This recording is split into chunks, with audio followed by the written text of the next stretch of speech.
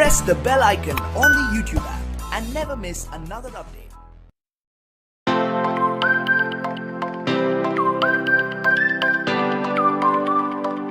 हाल ही में हमारे बल्क क्षेत्र में, जो कि हिमाचल प्रदेश का सबसे उपजाऊ क्षेत्र है, जहां से हज़ारों टन सब्जियां, खाद्यान्न पैदा करके न केवल प्रदेश के लोगों का पेट भर रहे हैं, लेकिन उत्तरी भारत के बहुत सारे राज्यों को यहां से सब्जियां निर्यात होती है और हज़ारों लोगों का यह जो रोज़गार है उसका साधन बना है।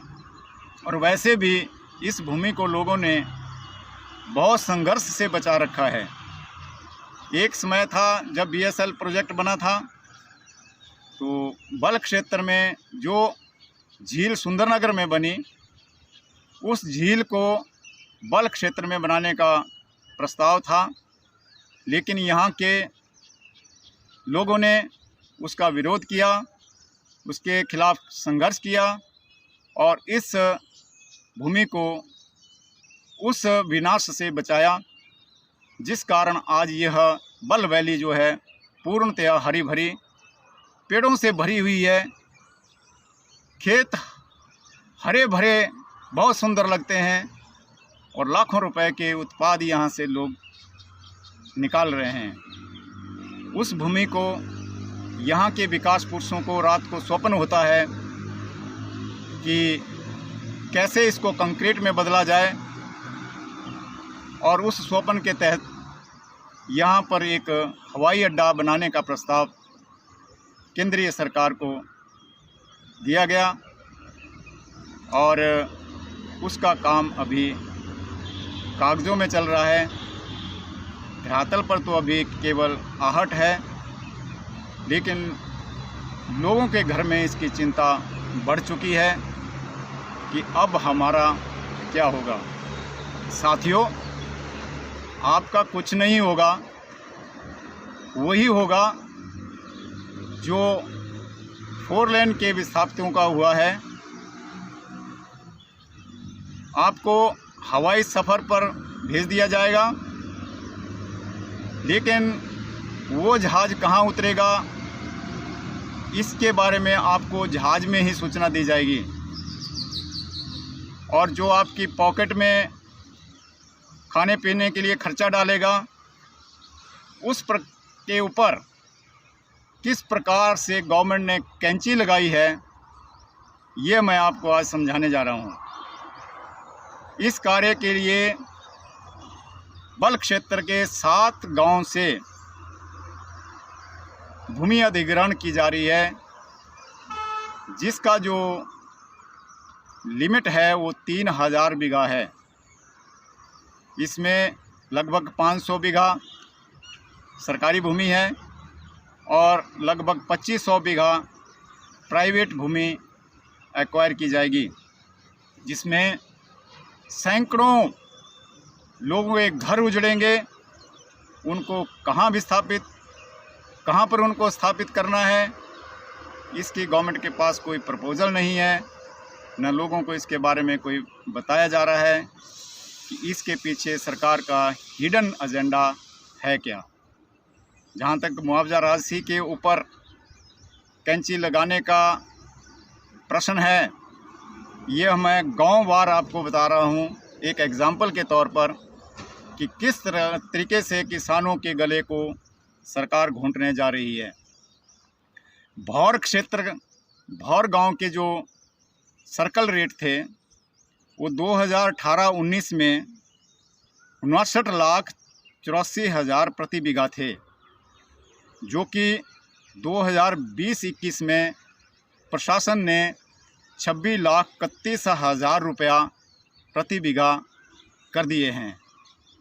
इसी प्रकार से डुगराई गांव के जो 23,88,000 प्रति बीघा थे, उसको कम करके 15,87,000 रुपया प्रति बीघा 2020-21 में कर दिया गया है। इसी प्रकार से ढाबन गांव में जो सर्कल रेट 2018-19 में 9,47,000 रुपये प्रति बीघा था, वह 2020-21 में 2,07,000 रुपये प्रति बीघा कर दिया गया है।